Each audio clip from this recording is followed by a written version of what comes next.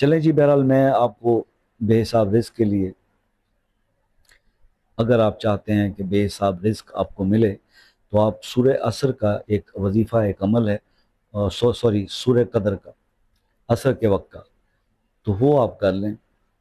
यानी अगर आप बेहिसाब रिस्क चाहते हैं तो असर की नमाज पढ़ने के बाद 3 बार दुरूद इब्राहिमी और 33 बार सूरह कदर और फिर 3 बार दुरूद इब्राहिमी अपने रिस्क के लिए दुआ कीजिए और ये अमल करना शुरू कर दीजिए। कम अज़ कम 40 दिन आप ये अमल कीजिए तो आप देखेंगे इंशाल्लाह रिस्क वाकई में बेहिसाब हो जाएगा। लेकिन उसके साथ साथ जिन चीज़ों का मैंने इस वीडियो के शुरू में आपसे जिक्र किया, नेमतों के बारे में, रहमत के बारे में,